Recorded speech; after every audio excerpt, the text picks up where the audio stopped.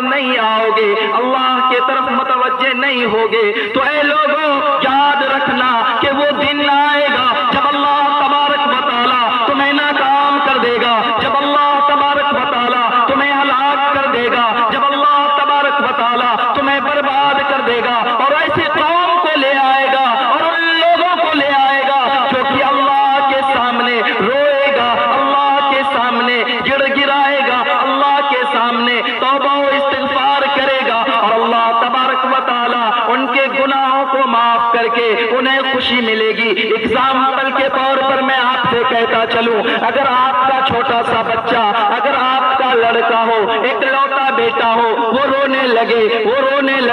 گڑ گرانے لگے، آپ کو بہت تکلیف ہوتی ہے، آپ فوراً ان کے رونے کی وجہ معلوم کرتے ہیں، معلوم ہونے پر فوراً وہ چیز انہیں مہیا کراتے ہیں، جس طرح آپ کو مہیا کرا کر خوشی ہوتی ہے، جس طرح ایک انسان سفر میں نکل پڑا ہو، ان کے پاس ساز و سامان ہو، ان کے پاس ساری چیزیں ہو، اچانک وہ کہیں لیٹ جائے، انہیں نیند آ جائے اور ان کے سارے سامان چور اٹھا لے جائیں، سارے سامان ڈاکو زیادہ زنی کر لیں، پھر ان کی نیند کھلنے پر کوئی چیز نظر نہ آئے، اب وہ اللہ کے سامنے روئے اور یہ سوچے، او میرے اللہ، او میرے آقا، او میرے مالک، یہ سامان چوری ہونے سے تو بہتر تھا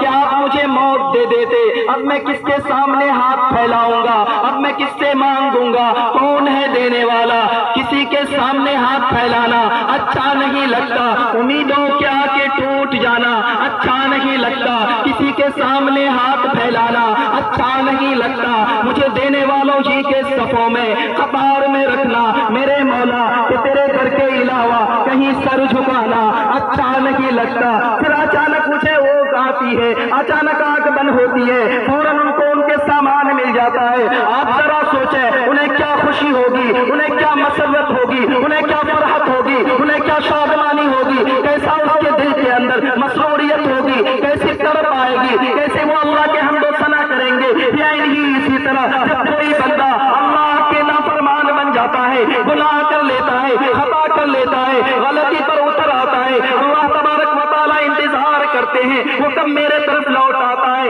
کب میرے طرف لوٹ آتا ہے۔ جب وہ بندہ اللہ کے جانب لوٹ آتا ہے، بین ہی وہی خوشی ہوتی ہے جو کہ مسافر کو سامان ملنے پر خوشی ملتی ہے۔ نعرہ تکبیر، نعرہ تکبیر۔ اس لیے آپ کو سمجھنا ہوگا